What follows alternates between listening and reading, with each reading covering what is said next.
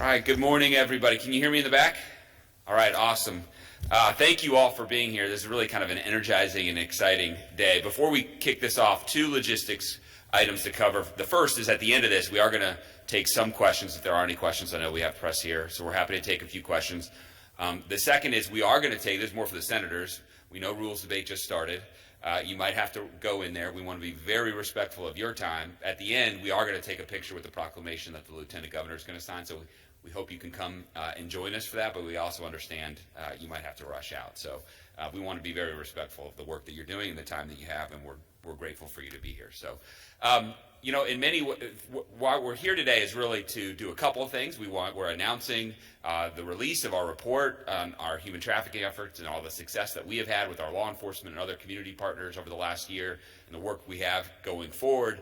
And we also are very lucky that today Lieutenant Governor is here to tell us about how the governor has signed the proclamation to make this month Human Trafficking Awareness Month. And so we're here to talk about that, but in many ways it's sort of an opportunity for us to, you know, this is kind of an annual chance for us to get together, but it's really, I think, a reminder of the daily work that we all have to do, working together to help fight human trafficking and the scourge of human trafficking around the state of Nebraska. And if you take a step back and think about the different ingredients, I think that it takes to be successful, there are at least four, probably very more than that, but we're going to touch on four today with our speakers. The first one, and I think maybe the most critical, is reflected in the room here this morning. All the amazing community partners and teammates that we have in the law enforcement community across the state of Nebraska who are here, who work together so well, so collaboratively. And I want to recognize a few, not necessarily by name, because there's so many people here, we'd go over our time if we did that, but I do want to recognize all of our teammates at least by group. So first and foremost, I want to recognize all of our state senators who are here and all our legislators. When I served in the legislature, it was really at the beginning of this effort back in 2016, 2017, when Senator Pansing Brooks and my predecessor, Attorney General Doug Peterson, really started the effort to start to get the legislative tools to help empower law enforcement to win this fight. And very proud during my time in the legislature and since, the body has been such a great teammate for law enforcement in fighting human trafficking. So I'm very grateful for all the work that you all have done during your careers. The second thing is I want to recognize the State Patrol. We have the Colonel here, Colonel Boldock, and his team. Thank you for all of your work. We also have some local law enforcement partners. I know we have some individuals from the Lincoln Police Department that are here. Thank you. Also the Omaha Police Department. We have a number of individuals from our child advocacy centers. We have leaders from a number of government agencies, and we also have a number of nonprofits here that are represented from representing agencies around the state of Nebraska, and could not be more grateful for your teamwork. I know we work with you every day. So the first ingredient is teamwork. Oh, I'm sorry. Maybe the most important team to me is my team at the Attorney General's office, and we have a number of amazing teammates here over in the corner, and I'm very grateful for their leadership. I think I saw our former and original, the founding director, coordinator of our effort, Glenn Parks, is here somewhere, so I did want to recognize him by name. Glenn, thanks for coming back. Your leadership has been tremendous. So the first ingredient, I think, is teamwork. The second is, I think, both unity in government and leadership from the executive branch, and we have that here today. And with that, I will turn it over to our Lieutenant Governor, Joe Kelly. Thank you, ladies and gentlemen. It's great to be with you here today, and it's great to be with so many friends and faces from my past career in human trafficking, involved in this area. When you're involved in it day to day, as they know, you see some of the darkest corners in humanity. You just see things that you thought you would never see. And you see some humans who you thought you'd never see or experience. But the flip side of it is this. It's this today.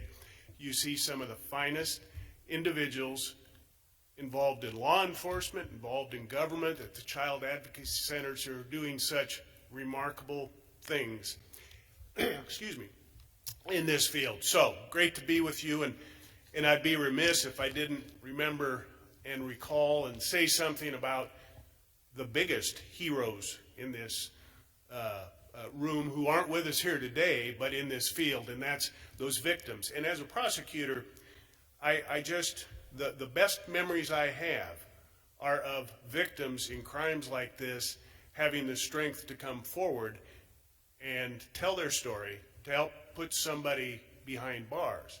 And that is because all of you do your job so well today that we can make those cases and hold people accountable. Governor Pillen's out of state today. He has signed the proclamation, and I'll read portions. Whereas human trafficking is a modern-day slavery and a violation of a person's rights and dignity, and whereas the Nebraska legislature has passed laws over the last several years to strengthen penalties for human trafficking and to protect minors and to help human trafficking survivors, and whereas the state prosecutes human trafficking crimes as the result of tips from Nebraskans and vigilant investigation of law enforcement, and whereas the Nebraska Human Trafficking Task Force coordinates our state's efforts to find and stop human trafficking and does so recognizing the unique dynamics affecting survivors, and whereas service providers offer comprehensive services to human trafficking survivors in Nebraska and help law enforcement find and stop human trafficking, and whereas the state of Nebraska will not tolerate this crime in any form and will continue to fight and end human trafficking, and whereas human trafficking can only be completely confronted by an educated citizenry, now therefore I, Jim Pillen, Governor of the state of Nebraska, do hereby proclaim the month of January 2024 as Human Trafficking Awareness Month. Signed, Jim Pillen, Governor of the state of Nebraska.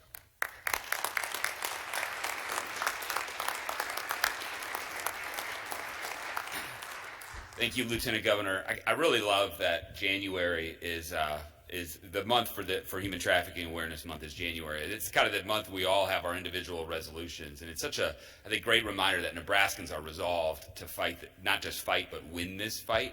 And so victims and survivors, and most importantly, the traffickers know that we're not going to give up until this is done. And so thank you very much, Lieutenant Governor. So we have the second ingredient of success. The third, and it's critical, is law enforcement.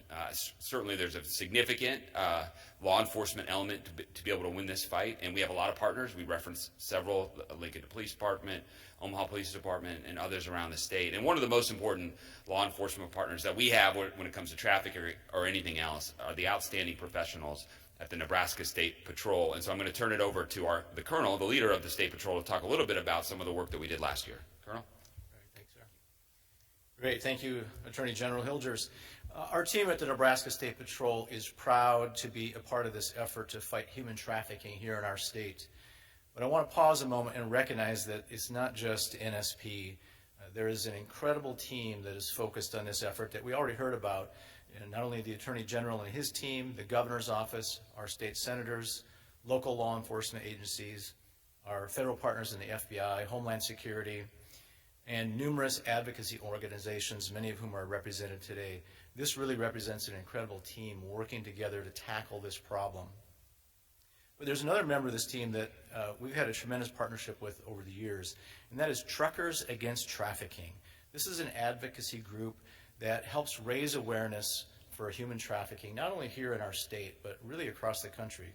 If you think about our trucking industry and the great partners that they are literally traveling across the country, and most of them travel through Nebraska at one time or another, and bringing awareness to this crime, to this tragedy among that constituency is really important, and they're a valuable partner in this. Their leadership really is making a difference in actually rescuing victims and educating their members about this terrible crime. I want to thank everyone in this room for all they do to help to rescue victims, provide services for victims, which really entails a long-term recovery, and then, of course, holding perpetrators accountable. There's another member of the team that makes a huge difference too, and that's the public. When we provide education through advocacy groups, when we provide education in our hotel industry, restaurant industry, in our airports, we are really helping to bring awareness so the public can recognize the signs of this tragedy occurring right here in Nebraska.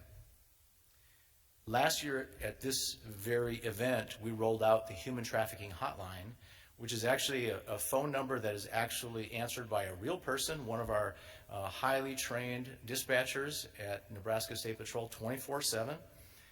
So that hotline has really provided some great results. That hotline is 833-757-5665 or 833-PLEASE-LOOK. Again, that's 833-757-5665.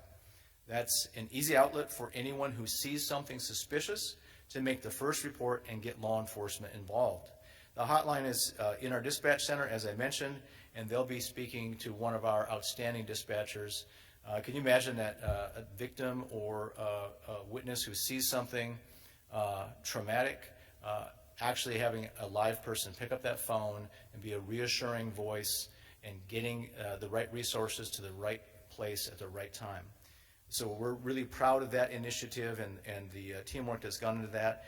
In 2023, the hotline received 98 calls, resulting in dozens of tips. Our dispatchers also fielded and directed resources to victims as those events were reported. The hotline is a local touch point for Nebraskans to make their first report. If there's something actionable, this dedicated team is already in place to investigate, whether that's NSP or one of our outstanding partners in our local law enforcement agencies. Please understand this.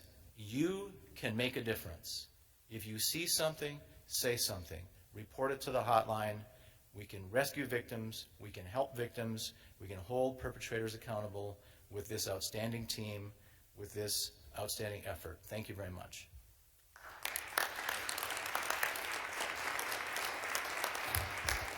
Thank you, Colonel. I think it's worth reiterating the hotline number, 833. I think of it as please, PLS, look, LOOK, 833, please look. It's such a valuable tool. Thank you. Thank you very much, Colonel. I think a fourth ingredient is making sure that our effort has strategic intent.